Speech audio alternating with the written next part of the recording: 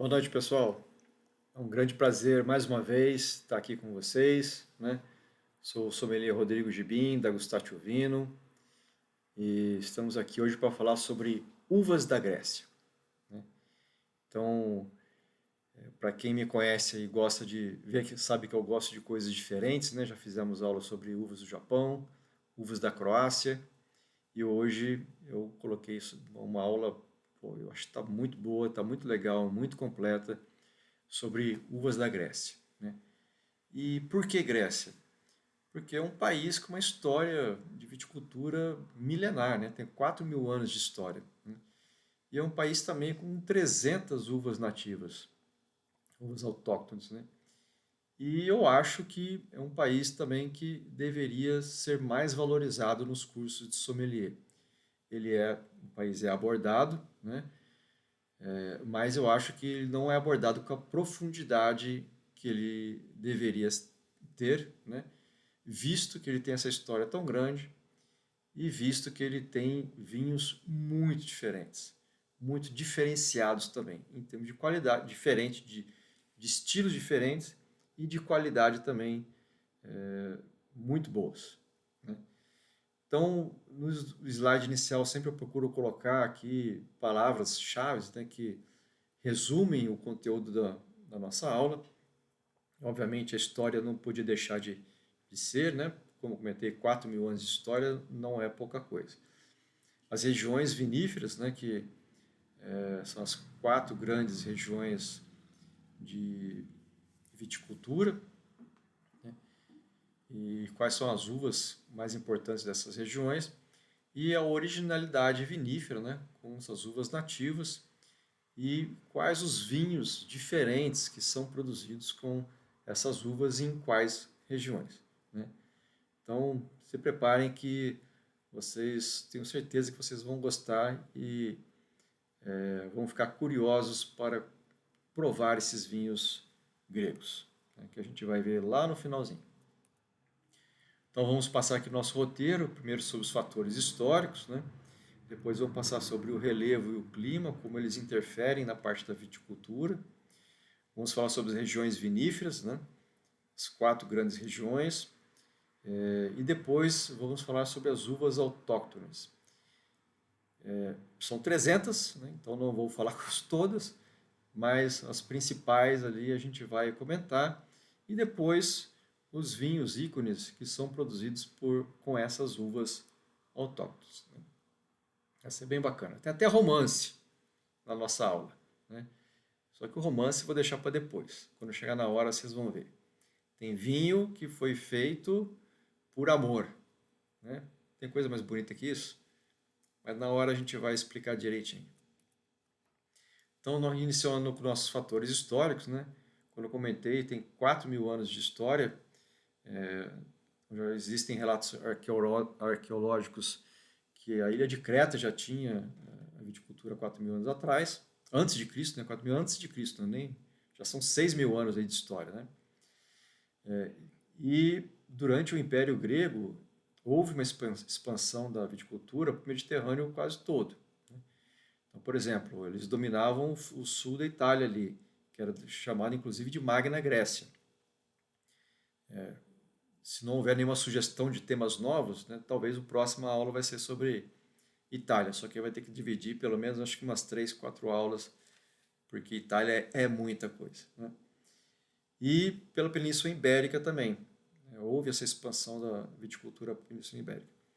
E aí a gente fala de Grécia, a gente lembra dos simpósios, né? Que é essa imagem que está aqui, colorida aqui em cima, onde é que está o mouse aqui, que é diferente do simpósio que a gente entende como a palavra hoje no português, né? Então eles sentavam em locais, bebiam vinho e debatiam sobre aquele tema, né? Hoje o simpósio é muito mais como palestra, aula ali, é um negócio muito mais formal, né? Ali era mais, a imagem própria já diz, né? Era muito mais descontraído, né? E o vinho arejava a mente também para que as ideias fluíssem mais facilmente. E o vinho era diluído, não era um vinho como a gente o vinho puro que a gente toma agora, né? E misturado com especiarias e resinas, a gente vai ver isso lá na frente, porque o vinho puro era considerado, beber vinho puro era uma barbárie. Então eles não tomavam, tomavam diluídos. E aí, quando a gente fala de história de Grécia, vem a mitologia grega, né? E aí Dionísio, que em Roma ele era Baco, né? O deus do vinho, o, o único deus, né? Que foi gerado por uma humana. E isso aí, porque antes os outros eram semideuses, né? Dionísio era um deus, ele não era um semideus. E só que quando a mãe dele estava grávida, né? Ela foi enganada por Hera, que é a esposa de Zeus. Zeus era o pai de Dionísio, para que ela visse Zeus na sua forma divina. E quando isso acontecia, os humanos morriam. Então, a mãe, a amante, vamos dizer assim, ela morreu e com Dionísio na barriga. Aí Zeus tirou o Dionísio, botou na sua coxa e depois de alguns dias terminou a sua gestação e nasceu, né, Dionísio, né? Então um pouquinho de história aí de como Dionísio nasceu.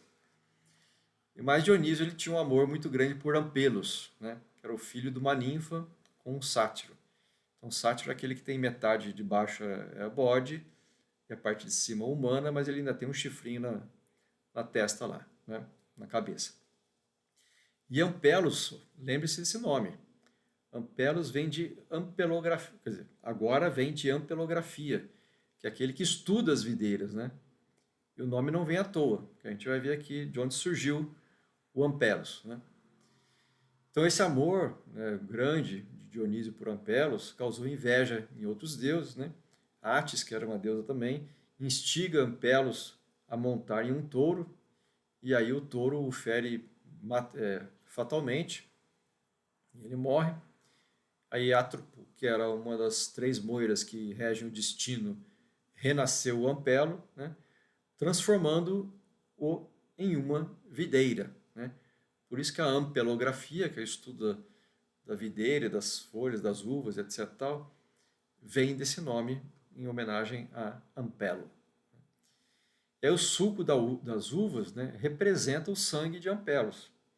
E Dionísio bebe esse suco e se reconforta na sua dor por ter perdido o seu amado. Então, um pouquinho de mitologia para vocês. Aí outros fatores históricos, né? Durante o Império Bizantino, a vinicultura foi expandida mais ainda, né? As fronteiras ficaram maiores, né? O cristianismo, então, tem o aspecto da Eucaristia, do vinho, né? E a religião lá grega sempre foi bem voltada para o cristianismo, né? Então teve essa manutenção, vamos dizer assim, da cultura do vinho. Mas no Império Otomano, a dominação muçulmana, houve uma decadência porque o muçulmano ele proíbe o consumo do álcool, né? Mas teve uma certa sobrevivência graças aos mosteiros, que ainda eles tinham uma certa tolerância, vamos dizer assim, para não criar confusão interna, então existiam os mosteiros ainda, e a grande quantidade de ilhas dificultava o controle. Então você podia cultivar as uvas nas ilhas, porque dificilmente ia ter um muçulmano lá controlando em todas as ilhas. A gente vai ver que são muitas ilhas, né? Aí em 1980, a gente dá um pulo bem grande, né? O renascimento da viticultura, com foco na qualidade e no resgate de uvas nativas. Então são mais de 300 castas nativas, autóctones, como eu comentei. E o resgate do Retsina e do Verdea, que são vinhos de métodos históricos, né? Por exemplo, o Retsina, pelo modo de produção dele, ele nem poderia ser considerado vinho, mas eles são catalogados como métodos históricos de confecção de vinho pela União Europeia, que a gente vai comentar também. Pulamos agora a parte, tiramos a parte de história, né? Aspectos históricos, vamos para o relevo. Então a Grécia ela fica no entroncamento ali, mais ou menos, né? Entre a Ásia, meio Oriente, Médio, a África e a Europa também, né? Então tá na beiradinha, ele tá no meio do caminho, ele tá na muvuca, né? E 80% são do terreno, como a gente pode ver na imagem, são de montanhas e colinas. Por quê? Tem essa cordilheira dos Pindos, que é uma extensão dos Alpes Dinálicos, que ele vem lá de cima dos Alpes, passa pela Eslovênia, Itália, né? Eslovênia, passa pela Croácia, que na aula da Croácia a gente fala sobre os Alpes Dináricos, né? Aí vem para Bósnia e Herzegovina, vem para Montenegro, Albânia, ou aí até chegar na Grécia. Então ele corta essa faixa toda do Mar Adriático e a Grécia ele corta de norte a sul o país. O Monte Olimpo ali, onde é que está essa bolinha vermelha aqui, ó. Aqui, onde é que o mouse está, é o ponto mais alto, com quase 3.000 metros, né? O litoral é muito recortado, são 13.650 quilômetros. O Brasil tem 9.000 e alguma coisa quilômetros, só para vocês terem uma ideia. E o tamanho do Brasil, o tamanho da Grécia, né? Por quê? Porque são mais de 2.000 ilhas. É ilha pra caramba. Por isso que o muçulmano não conseguia controlar também o que era produzido nas ilhas, né? A viticultura prosperou, vamos dizer assim, nas ilhas durante o domínio muçulmano. E elas são produzidas em altitude de zero, né, desde o nível do mar, até 1.000 metros de altitude. Né? Em muitos lugares isso daí vai gerar vinhos bem diferentes, a mesma uva em regiões diferentes, dando vinhos bem diferentes, como a gente vai comentar. Né? Vai ver para frente. Impacto na viticultura, né? Então, acabei de falar aqui, ó, vinhas de altitude, né, até 1.000 metros, em encostas, pegando essa amplitude térmica, né? Porque nas partes mais elevadas, inclusive como está aqui essa montanha aqui é o Monte Olimpo, né? Então, algumas pessoas olham assim, outras conseguem ver essa imagem aqui do lado, que é a imagem mitológica, né? Mas as montanhas mais altas têm neve, né? Chega a uma amplitude térmica bem grande. Solos pobres, né? E drenados pelas montanhas. Aí dá qualidade na videira, porque ela tem que buscar minerais lá no fundo das rochas, né? E muitas rochas também. Isso gera microclimas isolados, principalmente na parte de montanhas ou entre as montanhas, dando variedade e qualidade de uvas e de vinhos. Né? Então, os principais solos, o vulcânico, o mais famoso aí é a ilha de Santorini, né? Que é um vulcão, né? Está ativo. Está meio dormente lá, mas há pouco tempo a gente vai ver que ele entrou em erupção. Solo argilo-calcário. A parte de cascalho também é bem significativa, porque tem muita montanha, então as pedras vão se decompondo e vão caindo. E a parte aluvial é a parte mais baixa, ou no vale das montanhas, né, que encontra esse tipo de solo. E aí são mais aqui imagens a respeito do relevo, né? Quanto mais marrom, mais alto. Então a gente vê que tem uma linha aqui, marrom mais escura, que corta, vai até a creta, né? Uma segunda linha aqui, um pouco mais escura também, e que é onde vai estar nessa parte mais escura o Monte Olimpo que a gente viu no outro slide. Né? E aqui a gente vê desde os Alpes, né? E a cordilheira e os Alpes Dináricos, né, que descem aqui e vão até lá na Grécia. Lá na Grécia e em Creta. Né? Aí pulamos agora para o clima. Né? Então, os dois principais climas que tem são o Mediterrâneo e o continental. O Mediterrâneo com verões quentes e secos, e invernos a menos, porque aí o Mediterrâneo já é bem mais quente, né? E chuvosos. Né? Mas chove no inverno, o que é bom para a videira. Né? No verão vai estar seco. E o clima continental, já em menor quantidade, no interior da região norte, que a gente vai ver, que é uma parte maior, e nas montanhas. Né? também ali no Peloponeso, que tem uma região um pouco maior. Na parte central da região a gente também já encontra esse clima continental, né? Tem também um clima semiárido. Por quê? Porque bate um vento muito quente vindo da África e que são essa imagem aqui que está aqui do lado direito em cima, né? Que tudo que está de laranja é clima já desértico. Tem uma parte no litoral aqui, mas muitas ilhas são climas desérticos, apesar de estar do lado são ilhas, né? Mas o vento que bate ali quente é muito forte, né? Que é esse vento aqui. Além desse vento quente que vem da África, existe esse vento Meltemi, que ele é seco e frio, que ele vem de cima, ele vem do norte, norte-sul.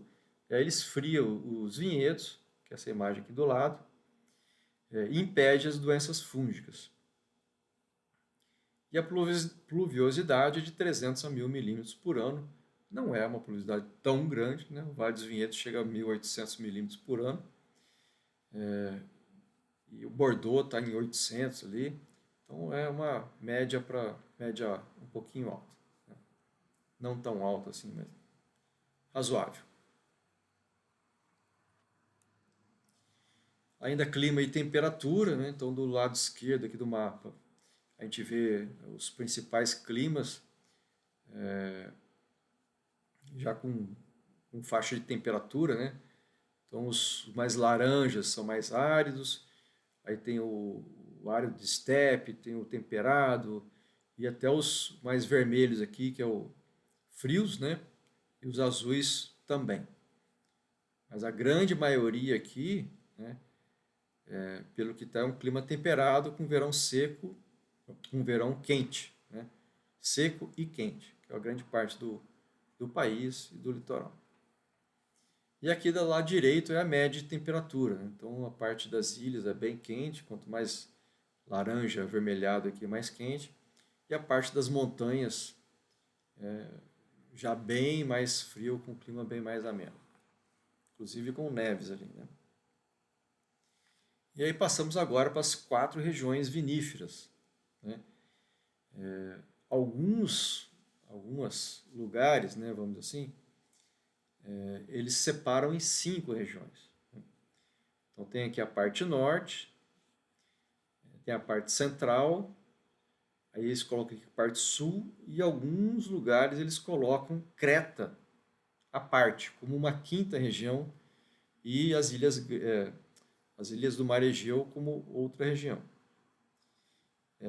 Eu estou seguindo, vamos dizer assim, a Winefolly, né? Esse mapa aqui é do Winefolly, que coloca só 4. Ele coloca a Grécia como fazendo parte da região sul, né? Mas nós vamos abordar as características, e Creta tem um slide só para ela ali também, né? E do lado direito aqui são as principais, eles chamam lá na Grécia de OPE, né? Mas são as principais DOC, ou AOC, ou AOP, as principais denominações de origem controlada que tem, né? Não são muitas, né? Mas as que tem aqui são bem significativas. Não todas a gente vai abordar, mas algumas são bem diferentes, né? E aqui outro mapa também, com as principais regiões DOC, né? E só para ilustrar e dar uma outra visão, um outro mapa diferente, né? Mas é a mesma coisa. E aí as 4 regiões que eu comentei. Então tem o norte da Grécia, né, que ele pega essa região aqui de Épiro, pega a Macedônia, que é a maior região que a Grécia tem, né, e a Trácia. Tem a região central, que ela pega aqui a Tessália, que é onde está o Monte Olimpo, né, pega a Grécia Central e pega a Ática, aqui mais no sul. Aí tem a Grécia Sul, pega a Cefalônia, que são as ilhas jônicas aqui do lado esquerdo, pega o Peloponeso, que é uma área também bem grande, e pega a ilha de Creta, né? E tem as ilhas do Mar Egeu, que são várias, né? Mas eu coloquei aqui as principais, né? que é Samos, Santorini, Lemnos, Paros e Rhodes, né? Que é onde a gente vai ter os principais vinhos dessa região. Então, primeiramente, a primeira região aqui, que é o norte da Grécia, né? Então, com as sub-regiões Épiro, Macedônia e Trácia, né? O relevo, como a gente viu nos mapas anteriores, é montanhoso, com planícies costeiras, mas só na beiradinha mesmo da planície, porque logo depois já começa a parte de montanhas.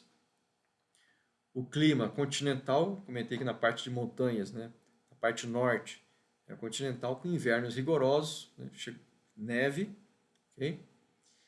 A uva principal é a Xinomavro, que já é a primeira novidade, né? A gente não costuma ver essa uva por aí, e é uma uva que promete muito, né? Como a gente vai ver. Então a Xinomavro é uma uva encorpada, e lá nessa região, na Macedônia especificamente, tem uma cultura maior por passagem por barrica, né? Com vinhos com grande potencial de guarda, e ela é conhecida como o Barolo da Grécia, só para vocês terem uma ideia, né? Então existe o Barolo da Itália, que é agliânico, né? Agliânico de Taurasi, e aqui nós temos o Barolo da Grécia, que é o Xinomavro de Naousa, que é essa DOC, né? A Macedônia, essa sub-região, é a segunda maior produtora de vinhos da Macedônia, da Grécia. E a Trácia, aqui na beiradinha em cima, já vinhos muito mais do dia a dia ali, muito mais de volume, é o terceiro maior produtor de vinhos da Grécia, né? E como eu comentei, a DOC Naousa, que a gente vai ver no próximo slide, aqui na Macedônia, um pouco mais aqui no meio, lado esquerdo, que com essa uva Xinomavro é a mais importante, né? Aqui na Ouça está aqui, ó, marcadinha, e a região norte como um toda marcada. Vamos para agora para a região central da Grécia, com as suas sub-regiões, a Grécia Central, né? Temos a Tessália, que essa aqui é mais verdinho, verde-limão, e a Ática, que é mais branquinho, quase rosa aqui, mais para o sul, né? O relevo também é montanhoso, com planícies costeiras, né? Agora o clima aqui já é mediterrâneo e já um pouco mais seco, né? Não chega a ser árido, mas é um clima mediterrâneo mais seco, porque o inverno é mais ameno, né? É um novo polo de enologia a partir de 1980, né? Quando tem um direcionamento mais voltado para a qualidade dos vinhos, como a gente viu nos fatores históricos, né? Aqui também a Xinomavro é a principal uva de qualidade, né? Mas os vinhos já são mais de altitude, né? E não tão barricados como lá o Xinomavro da Macedônia, né? Mas a uva mais plantada, não só aí como do país, é a Savatiano, que é uma uva branca, aí vinhos de baixa qualidade, que é o vinho do dia a dia ali mesmo, para todo mundo tomar. E a gente vai ver que essa uva, pelas suas características, ela demonstra que ela é um vinho de baixa qualidade mesmo. Vinho comum. A DOC Rapsani, que é na Tessália, ali na parte norte dessa região central, que é a principal denominação de origem, com a uva Xinomavro, em altitude, né? E essa região fica aos pés do Monte Olimpo. Então já tem a bênção dos deuses para a confecção desse vinho aqui. E aqui mais um mapa, né? A região central demarcada e com a DOC Rapsani aqui do lado direito, bem próximo do litoral, e aqui a área bem montanhosa, aos pés do Monte Olimpo, com a uva Xinomavro. Vamos agora para a Grécia Sul, né? Com as subregiões Cefalônia ou Ilhas Jônicas, né? Tem lugar que fala Cefalônia, tem lugar que fala Ilhas Jônicas. Então eu preferi botar aqui os dois, vamos dizer assim, né? Mas Cefalônia, para a parte vinífera, é mais usada. Ilha Jônica é mais para a parte, vamos dizer assim, de relevo, né? O Peloponeso, que é o que está em rosa, né? E Creta, que está em amarelo aqui no sul. E como eu comentei, alguns lugares coloca a Creta como uma região à parte, né? Que eu optei por colocar junto com a região sul. Okay? Então, relevo montanhoso também, com planícies costeiras, né? O clima é mediterrâneo e tem o clima continental também no interior aqui do Peloponeso, na parte mais montanhosa. O Peloponeso é a região de maior produção de uvas, né? Então, primeiro Peloponeso, segundo Macedônia e terceiro Trácia. Okay? Só fazendo uma revisão aí. Tem duas docks muito famosas, que é a Nemeia, que a gente vai ver no próximo slide, que ela fica mais ou menos nessa região aqui. A uva Agiorgítico, que é uma uva também muito famosa e está produzindo vinhos muito legais, né? E uma uva versátil. A gente vai ver se falar sobre um slide só sobre ela mais para frente. E a DOC Mantinia, ou Mantinia, também no Peloponeso, com a uva Moscofileiro, que é uma uva branca. Okay? Na realidade, ela é gris, é uma uva de casca rosada, mas ela é vinificada em branco. Também bem pertinho ali de Nemeia, essa Mantinia. E na região ali da Cefalônia e no Peloponeso, nós temos vinhos doces, né, que são vinhos muito interessantes. Que é o Mavrodaphne de Cefalônia, a grafia com pH ou F, você vai achar desses dois modos, né? Mas para a DOC, né, é com pH. E a Mavrodaphne de Patras, Patras fica aqui na região norte do Peloponeso, a gente vai ver no mapa também, que são vinhos doces, que esse de Patras é o vinho doce mais popular da Grécia, que é um fortificado, né? E o método de soleira, bem interessante. E está aqui no nosso mapa, né? Então, Nemeia com a Georgítico, né? Mantínia com o Moscofileiro e o Mavrodaphne de Cefalônia e de Patras, é a mesma. A uva, a gente vai ver aqui, ela veio da Cefalônia e foi para Patras, só que hoje elas são consideradas clones totalmente diferentes. Okay? Mas a uva Mavrodaphne, ela foi batizada, que a gente vai ver isso também mais para frente, em Patras, e aí o nome passou para Cefalônia. E Creta, porque não cabia mais aqui, eu ia colocar nesse slide, mas não cabia mais, então eu fiz um outro slide aqui sobre Creta, que é um relevo montanhoso também, a gente viu que a continuação dos Alpes Dinálicos vai até ali para Creta, com clima mediterrâneo, e tem uma DOC lá, Sítia, do lado direito aqui, bem na pontinha, bem próximo do litoral, que tem a uva Vidiano, que é a uva branca, e a uva Liático, que é a uva tinta, mas não são vinhos de grande expressão, nenhum dos dois. Okay? Então, a gente não vai falar sobre... vai falar sobre a uva, mas nenhum vinho sobre essas duas uvas. E finalmente aqui a última região, né, a quarta região, que são as ilhas do Mar Egeu. São 2.000 ilhas na Grécia, algumas do lado esquerdo, do lado direito, mas a grande maioria das uvas estão no Mar Egeu. As principais sub-regiões ali, que são os principais DOC, Lemnos, Samos, Rhodes, Santorini e Paros. O relevo é montanhoso, solo vulcânico, né? Principalmente a de Santorini, que é um vulcão, como comentei já. Ventos muito fortes e com areia vindo do Saara. Então a gente vai ver um modo de condução das vinhas que é excepcional, muito diferente, né, que só tem aqui. O clima mediterrâneo e árido, a gente viu lá aquele mapa que tinha muitas ilhas que é o clima semiárido nessa região.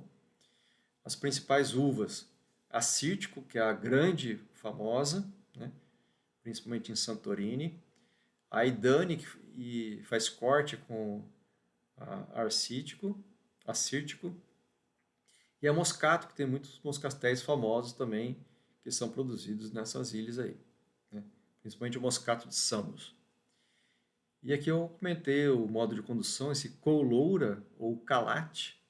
Calate significa cesta em grego, que é uma vinha, eles vão enrolando a parte vegetal da vinha e produzindo um cesto, né, para proteger contra esses ventos fortes, quentes, com areia, para que não danifique a pele a casca da uva, né? E contra o sol também, porque é muito quente. Mas é uma produção baixíssima, às vezes 2, 3 cachos por videira e olhe lá. A gente vai ver imagens aqui muito legais sobre isso. Então aqui Lemnos lá no norte, né? Samos aqui na parte leste, Rhodes mais no sudeste e Paros e Santorini aqui na parte mais central das ilhas. E aqui a imagem da aqui, a coloura ou calate. Veja como é que eles fazem aqui, ó. Aqui já tem uma parte do assim, pós-colheita, inverno entre aspas, né? Mas olha, fica totalmente enrolado aqui, faz um cesto mesmo. E aqui por baixo, às vezes é um cacho, às vezes é 2 cachos, e olha lá. A produção é muito baixa, né? Mas dão vinhos muito minerais, como a gente vai ver.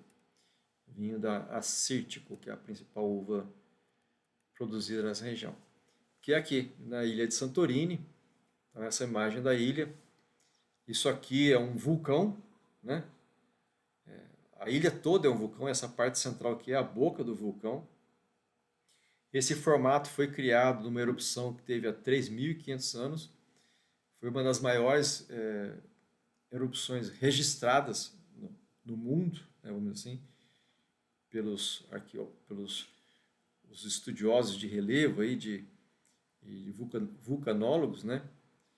Foi uma erupção catastrófica, vamos dizer assim. E a coloura, né? Como é que ela fica protegida aqui e os cachos de uva eles ficam sempre pelo lado de dentro para ter a proteção contra o vento e contra o sol. E aqui é um cacho de uva assírtico. E a última erupção aqui do Santorini foi em 1950. Não faz muito tempo não, né? 76 anos. Então é um vulcão ativo. E agora no começo de 2025 pessoal, muita gente teve que evacuar a ilha porque começou a ter muitos abalos sísmicos, né? Muitos terremotos. E aí o pessoal ficou com medo de uma erupção e tiveram que esvaziar uma parte da ilha. Aí. Vamos lá. Uvas autóctones. Agora começa a coisa a ficar bem diferente, né? Então 60 a 70% da produção é de vinhos brancos, né? São mais de 300 uvas nativas, como eu comentei. As brancas aqui, Savatiano, lá na Ática, na parte central, que ela é a primeira em produção, ela é a mais produzida. A Rodites, que é uma uva gris, né, lá do Peloponeso, que é a segunda mais produzida. A Assírtico, que é a branca também, mas nas ilhas, que é a terceira. A Moscofileiro, que é uma gris, no Peloponeso, é a quarta. E a Moscato, que é a Moscato Blanca Petit Grands, nas ilhas também, é a quinta, né? Ainda tem a Idane, como eu comentei, que é o corte com a Assírtico, a Vidiano lá em Creta e a Robola específica lá da Cefalônia, que é lá, as ilhas jônicas, né? Do lado esquerdo, a oeste. As tintas já são bem menos, né? A Georgítico, lá no Peloponeso, que é a primeira, mais produzida. A Xinomavro, na Macedônia e na Tessália, é a segunda. A Liático, lá em Creta, é a terceira. Eu falei lá em Creta, vinhos mais de volume, né? Sem muita qualidade. E, por curiosidade aqui, eu botei a Mavrodaphne, lá do Peloponeso, no Peloponeso, na Cefalônia, né? A gente vai comentar sobre ela, e é sobre ela que existe a história de amor. A gente vai ver depois. Bom, a primeira aqui, passando todas essas que a gente comentou no slide anterior, né, uma por uma. Então, a Savatiano, que é a mais produzida, então a gente vê aqui que ela é considerada seca, mas é quase mediana ali, né? O corpo dela já mais encorpado, tanino branco, pouco, né? Acidez muito baixa, né? Média menos de acidez, né? Então ela é aquele vinho de volume mesmo, né? O vinho do dia a dia ali. E as notas aqui de maçã verde, melão, casca de limão, suco de limão e resina. Aí passamos para a Rodites, que é a segunda mais cultivada, né? O aspecto bem rosa é um gris, né? Uma uva gris, mais vinificada em branco. Mas eu fico curioso para ter um vinho laranja com essas uvas gris, cara. Como que ele ficaria, né? Deve ser um negócio diferente, algo que eu vou procurar experimentar, né? A cor, né? Essa é um vinho amarelo palha com reflexos esverdeados, aromas cítricos, né? Várias frutas brancas, de caroço, né? Pera, melão, pêssego, notas herbáceas e minerais. Então, grama cortada, chá verde, mineral, pedra úmida. Corpo leve a médio. Aqui não tem aquela imagenzinha do Wine Folly, por isso que aí eu tenho que pesquisar e colocar aí no texto mesmo, né? Acidez média alta a alta. E o sabor confirma os aromas com toque amendoado e salino. E álcool moderado, né? Então, Rodites é uma área lá no Peloponeso, né? Mais quente também. Então, a gente vê que tem um certo... O corpo ele chega ali até a média, vamos dizer assim, né? Acítico, né, que é a terceira branca mais plantada, já na parte insular, como eu comentei, mais famosa lá de Santorini. Então já é bem mais seca, né? Corpo bem leve, tanino não vai ter, né? Agora olha a acidez dela, gente. A acidez é lá no top, é o topo de acidez, né? E o álcool aqui, álcool já médio para médio, já quase grande também, né? Quase no limite ali. 13,5 para 15 para um vinho branco é muita coisa. Mas por quê? Porque a gente vai ver que a Classítico faz o vinho santo de Santorini, né? Que é um vinho doce. A gente vai ver que precisa primeiro, ele tem que ter uma acidez boa, né? E tem que estar bem madura para ter um álcool alto para fazer o vinho. Então, os aromas aqui de lima, maracujá, cera de abelha e a parte mineral e salina muito marcante. A Moscofileiro também é uma uva gris, né? A gente viu ali que ela parte na Mantínia, né? No parte leste do Peloponeso, fruto com flores secas, melão, toranja, limão e amêndoa crua, né? Mas olha aqui, já é um off-dry, né? Já é de meio seco, média ali é meio seco, né? O corpo já parte ali para o médium e para o quase médio, médio, baixo um pouquinho, né? Tanino já um pouco mais alto, né? Acidez, mas ainda tem uma acidez média alta. E o álcool aqui está na média de 11,5 até 13,5. Então, moscofileiro. A muscate já no setor insular, né? Com flor de laranjeira, limão Meyer. Cara, não consegui descobrir o que é esse limão Meyer. Deve ser um tipo de limão. porque na tradução eu procurei, pesquisei e não consegui encontrar na tradução para o português o que seria esse limão Meyer, né? Tangerina, pera asiática e madressilva. Aqui também o muscate, já normalmente já é demi-sec, né? Corpo leve, tanino leve, mas tem uma acidez ainda bem legal, né? Porque o moscato ele tem que ter uma acidez bacana para contrabalancear com o dulçor que o vinho vai ter, né? E o álcool aqui abaixo de 10. Okay? A Idani, então também na parte insular, fazendo o corte com acítico, né? Cor amarelo palha com reflexos esverdeados, aromas, intensidade aromática, tem floral, ó, várias flores aqui, frutas amarelas e tropicais. Aí tem pêssego, tem melão, banana, toques herbais, especiarias, fundo mineral e salino. Né? Corpo médio encorpado, acidez moderada, álcool moderado a alto e longo com retrogosto mineral e levemente amendoado. Então, na Círtico, a gente viu ali que era um corpo bem leve, então aqui já dá um pouco mais de corpo. A acidez na Círtico era bem forte, estava no limite máximo ali, né? Aqui já está moderada, mas a parte aromática aqui, ela entra no corte justamente por isso. Okay? Avidiano, né? Avidiano lá de Creta, do lado leste, lá na Doxítia, né?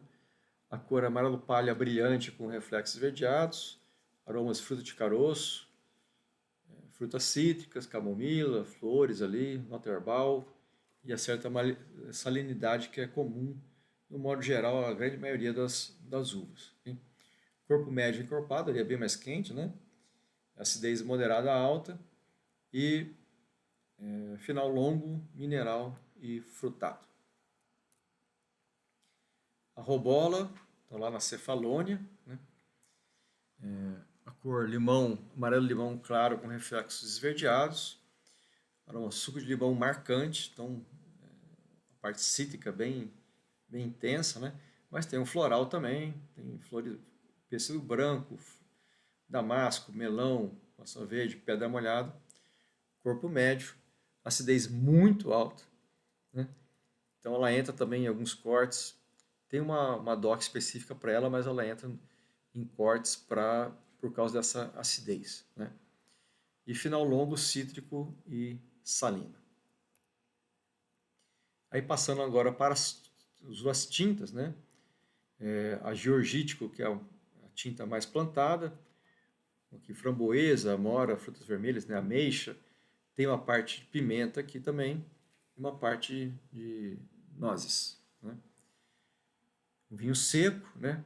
Aí corpo médio para médio ou alto, né? Tanino médio alto, só a acidez que ela fica aqui na parte média, um pouquinho, passando um pouquinho do médio, e o álcool está também no médio, né? Então acho que ela falta um pouquinho de acidez para suportar esse corpo e esses taninos aqui que estão médio alto, né? Talvez entre algum cortezinho de alguma uva, outra uva, para aumentar essa acidez para que aguente a estrutura dessa uva. Chinomavro, né? Comentei, é o Barolo da Grécia, né? Framboesa, ameixa, anis, especiarias e tabaco. Ela pode chegar aqui quase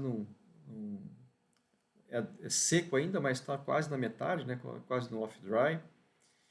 Mas corpo médio para médio alto, né? Que já é médio alto, quer dizer, não é nem médio, né? É médio alto. Tanino lá em cima, acidez lá em cima, ou seja, um vinho de guarda, né? Um vinho para suportar mesmo.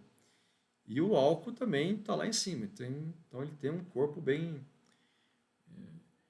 acompanha aqui o álcool, né? Mas o tanino e a acidez suportam a estrutura do vinho, né? Por isso que ele é um vinho de guarda, né? Principalmente da parte norte lá da Macedônia. E Aliático, lá da Doc Sitia, né? Junto com a Vidiano, que é a branca, ela está ali do ladinho, na, na ponta de Creta, né? Lá direito ali, a leste de Creta. Então é um rubi claro e se oxida muito facilmente. Então, estudando ele, fala que tem uma cor quase de um Pinot Noir ali. E do mesmo jeito que o Pinot Noir ele fica acastanhado muito rapidamente, essa aliático também. Ela que se oxida, vamos dizer assim, ela muda de cor muito facilmente. Aí tem o fruto das vermelhas, uva passa, cereja, figo e ameixa, porque ela pega bastante a maturação. Pétalas de rosa, flores secas, hibisco, café, couro, aspectos terciários aqui, né? Chocolate, tabaco e cravo, aí já vem da parte da vinificação, né? Do aspecto terciário, né? Não da vinificação, mas já da evolução do vinho já na garrafa. O corpo médio, taninos macios, acidez muito alta também. E final longo com frutas secas, especiarias doces e terroso. E agora vamos para Mavrodafne, né? Essa uva é interessante. Então a cor granada, o tijolo profundo, né? Então ela também ela não é tão consistente assim, ela já puxa para o granada e quando ela pega um pouquinho de evolução, ela já passa para o tijolo rápido. Né? Viscosidade alta, porque ela é feita para vinhos doces e tem um conteúdo de açúcar muito grande na uva. Né? Com conteúdo de glicose, né? Muito grande. Aromas, uva passa, ameixa seco, figo seco, tâmara, cravo, então tudo de evolução, né? Canela, baunilha, noz moscada, café, chocolate amargo, caramelo queimado, couro, tabaco, ou seja, tudo evolutivo, né? Porque os vinhos que são feitos com elas são vinhos de evolução, são vinhos oxidados também. Né? Corpo alto, taninos macios, acidez moderada a alta, final longo com café, cacau e frutas secas. Né? E aí a gente passa agora para os... acabamos as uvas, né, aquelas principais. E quais vinhos são feitos com essas uvas, né? E quais as características desses vinhos. Então a gente viu lá na parte histórica, que é o Retsina, é um método histórico já feito há 4.000 anos. Ele tem esse status de dominação tradicional na União Europeia, porque teoricamente você não pode adicionar a resina no vinho, que ele deixa de ser vinho, né, ele passa a ser outra coisa, mas ele é considerado pela União Europeia um vinho por causa dessa tradição histórica. E é utilizada essa resina em pinheiro de Alepo, do pinheiro de Alepo, né? Alepo é o tipo do pinheiro, utilizado desde a antiguidade para selar as ânforas de vinho. Né? E com o tempo viram que o vinho se estragava muito fácil, porque as ânforas que eram colocadas nesses vinhos tem a parte de porosidade, entrava oxigênio e estragava muito fácil. Mas quando eles fechavam com essa resina, acabou funcionando como um conservante natural. Os vinhos perduravam mais, mas dava o aspecto e o odor gustativo diferente. Eu já provei vinhos Retsina e assim, esse daqui especificamente eu já provei, esse da garrafinha redonda. Coloquei essas duas garrafas aqui porque dos dois jeitos que você consegue ver, né? Mas essa aqui é a histórica, a mais tradicional, vamos dizer assim, né? E eu provei um vinho Retsina maravilhoso, maravilhoso mesmo. Eu já provei esse daqui também. Esse aqui eu acho um médio bom. Esse da garrafinha redonda aqui. O máximo que você pode adicionar da resina é 1% do peso do mosto do vinho. Então essa resina ela é petrificada, é uma resina dura, não é mole, e é colocada para dentro do mosto ali para fazer a fermentação junto com o vinho, e aí ele vai dissolvendo essa pedra de resina e vai dando a característica de odor e o gustativo, né? As uvas que são feitas esse vinho, né, são a Savatiano, que é aquela uva a mais plantada que tem no país inteiro, a Rhoditz, a segunda mais plantada, e a Assyrtiko, que é a terceira mais plantada, né?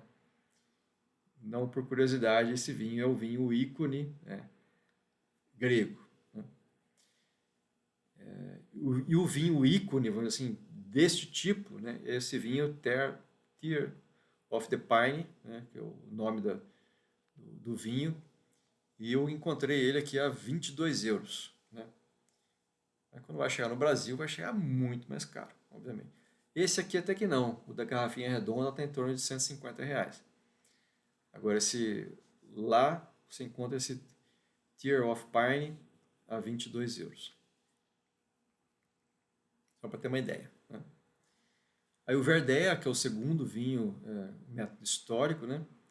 Ele foi criado ali no início do século XVI, quando a ilha de Zakynthos fazia parte da República de Veneza, né? Então Veneza controlava essa uva Zakynthos aí. Essa uva, não, essa ilha de Zakynthos. Então foi feito aqui também ela tem o status de denominação tradicional da União Europeia, né? Assim como o Retsina.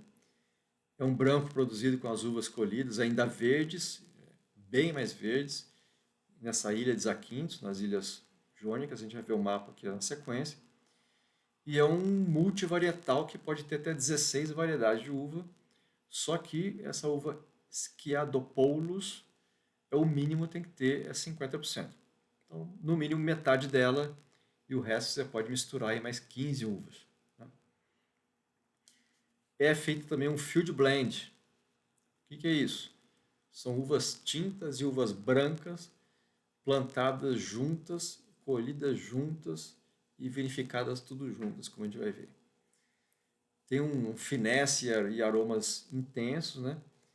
O vinho no método tradicional, ele tem envelhecimento oxidativo em madeira, sem recompletamento de barril, né?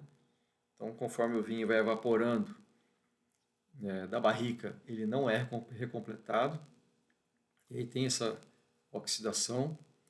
Mas o método moderno, eles já pegam as uvas, fazem as vinificações separadas, e aí a partir daí fazem um blend, colocam 12 meses em barrica e mais 12 meses em surli com batonagem a cada mês. Então fica um vinho bem mais complexo, eu acho, né? Porque vai estar com batonagem, vai ter outras características, né? Um mais tradicional e o outro bem mais moderno.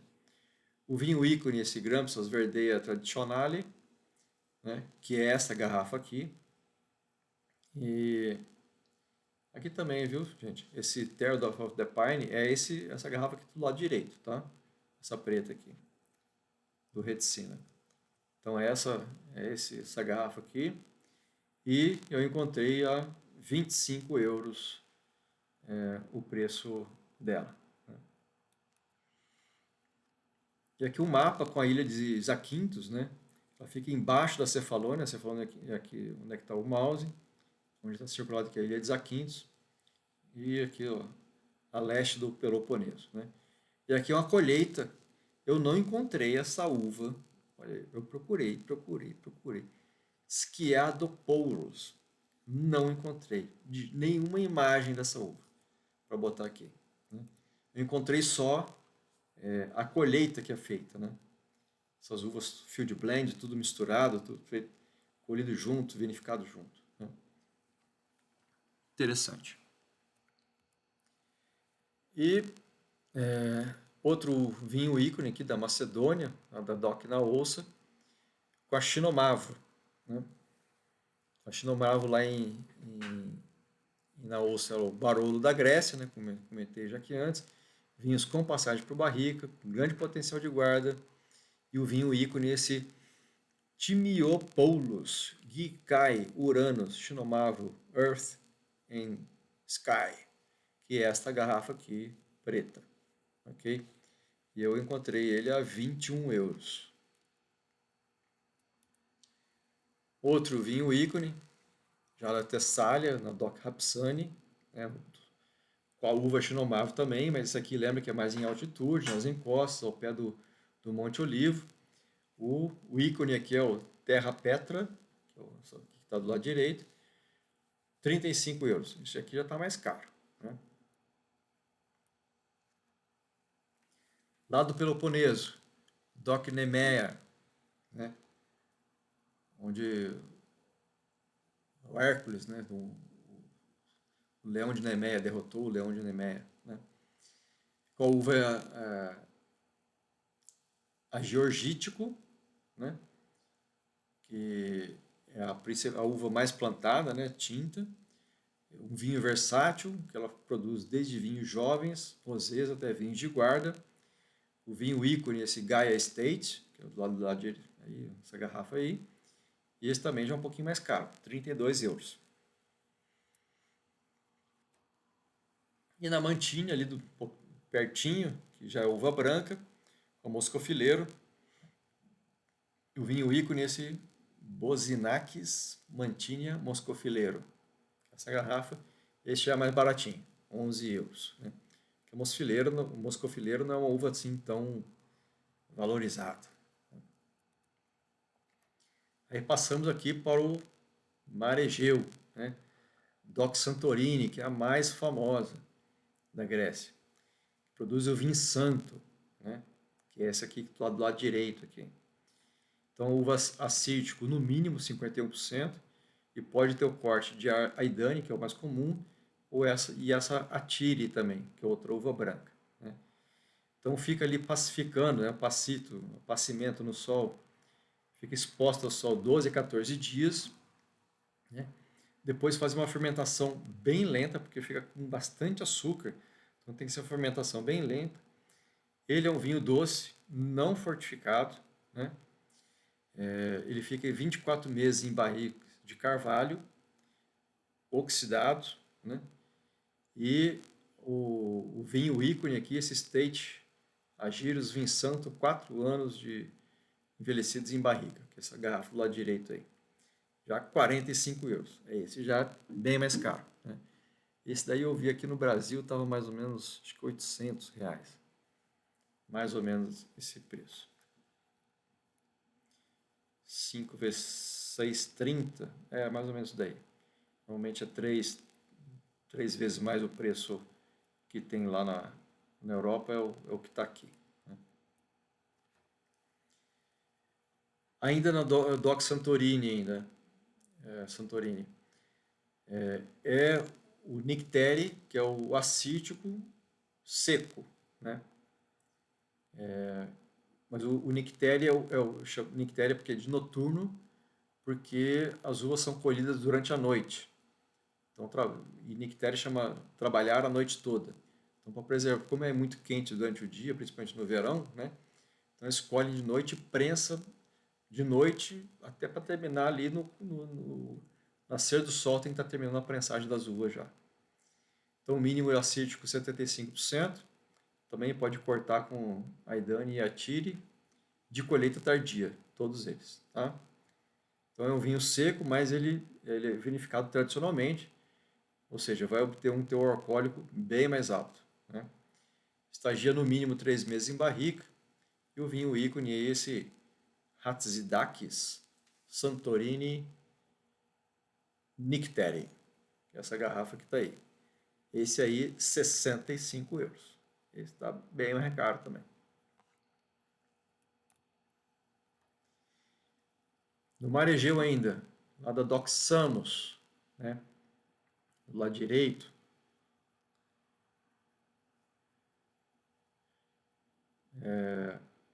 Não Samos está pertinho, é na parte central, perto de Santorini. Né? Tem o Moscato de Samos, que é o Moscato Blanc à Petit Grand, é a uva, né? Cultivado em terraços nas encostas do Monte Ambelos. É um vinho doce, estilo licoroso e fortificado. Então tem interrupção da fermentação. E nessa versão Antemes, ele é amadurecido em barrica por 5 anos, né? Então por isso que ele tem essa cor tão intensa ali, né? E o estilo vinho doce natural, classificação de 10 a 14 dias, fermentação lenta, e na versão néctar, amadurecido em barrica por 6 anos. O vinho ícone é esse Samus Nectar, que é esse que está do lado direito aí, que é essa versão néctar passando por barrica por 6 anos, né? Então a cor do vinho como é que é. E está a 25 euros. E aí vamos para a história do Mavrodafne, né? Uma história de amor. Então, em 1859, um jovem bávaro lá da Bavária, que é a Alemanha, né, atual, chamado Gustav Claus, se muda para a região de Patras, no Peloponeso, que é a parte norte do Peloponeso. Em 1861, ele funda a vinícola Achaia Claus. A Gustav conhece e se apaixona por Daphne, que é uma jovem grega de olhos e cabelos negros que trabalhava na vinícola. Só que a Daphne ele falece muito prematuramente. E aí, em 1873, né, o Gustav cria o vinho Mavrodafne, doce, denso, escuro, né? Mavrodafne é tinta. Em um estilo que lembrava os olhos e os cabelos negros da sua amada, usando uma uva nativa da região. Só que essa uva nativa, até então, ela não tinha um nome, vamos dizer. E aí a fama do vinho batizou essa uva como Mavrodafne, né? Porque não tinha um nome definido até então. Aí com o sucesso do vinho, a Cefalônia, que é a ilha que fica, o conjunto de ilhas que fica à esquerda, né? Ali de Patras, Patras é Peloponeso, essa uva nativa veio da Cefalônia. Só que como o vinho começou a ficar famoso, a Cefalônia adotou o mesmo nome para a uva lá, né? E passou a fazer um tipo de vinho bem parecido. Então hoje tem o Mavrodafne de Patras e tem o Mavrodafne de Cefalônia. Só que essas duas Mavrodafne, como separou ali por bastante tempo, né? Hoje elas são consideradas clones bem distintos. Né? Não é a mesma origem, né? Mas não é a mesma uva, hoje em dia. São clones. Né? É a mesma uva, mas é um clone. Né? E aí, quais são os vinhos ícones dessas duas aí? Então, primeiro, o de Cefalônia. Então, ela tem que ser 100% da uva Mavrodafne de lá, o clone lá da Cefalônia. Muito difícil de encontrar fora da Grécia, porque são vinhos muito especiais, produção muito pequena. Né? Não é todo mundo que planta essa uva lá. Então, ele também passa por pacificação de 10 a 14 dias, né, no sol. Ele é fortificado até 15 a 18 graus. Tem envelhecimento oxidativo também, em barrica. Né? É um vinho doce, né? Mas tem também o estilo seco. Ele pega a fermentação alcoólica total, né? É bem mais demorado, ao estilo do Amarone lá da Grécia. Da Grécia não, da Itália, quer dizer. Então os dois vinhos ícones, um seco e um doce. Né? Então o seco é o Sclavus Orgeon Mavrodafne, que encontrei aqui a 35 euros, e o doce é o Sclavus Vindox do Soleil Mavrodafne, 38 euros, que é essa garrafa aqui à direita. E aí vamos para o outro, a origem do vinho Mavrodafne. Né? Lá de Patras, que aqui ele pode ter esse corte, a Corintiac, só que tem que ser no mínimo 51% de Mavrodafne, né? Com o clone de lá, de Patras. Então ele é fortificado após 3 ou 4 dias de fermentação ali, ele tem que ficar no mínimo 12 meses em grandes barris de carvalho, então é bem diferente, né? Um ficou 14 dias no máximo lá de apacimento, né? No sol, muito tempo em barrica, né? Então, envelhecimento oxidativo, fortificado, então é bem diferente. Esse fica 12 meses em grandes barris de carvalho. Tem o método soleira, igual lá de Jerez. Então vai preenchendo, vai evaporando, vai preenchendo com vinhos de outras safras, né? É um vinho doce. E o vinho ícone, esse Acaia Claus Marodafre Grand Reserve. Esse aqui é 150 euros. Esse aqui é bem diferente, né? Pessoal, chegamos aqui ao nosso final, né? Espero que vocês tenham gostado. Eu gostei muito de produzir esse conteúdo, de estudar. Deu muito trabalho para fazer isso. Bastante pesquisa. Mas se gostou, deixe seu like, compartilhe com os amigos. O vídeo, esse aqui é o vídeo completo, né? Mas existem outros vídeos também no nosso canal, né? Deixe sugestões de novos conteúdos. E se você gostou, faça uma contribuição para a manutenção do canal, né? Dá muito trabalho, gente. Eu perco muito tempo, né? E qualquer ajuda é bem-vinda para que a gente mantenha o canal aberto e traga mais conteúdos de qualidade e aprofundados para vocês, né? Então, um grande abraço a todos e saúde!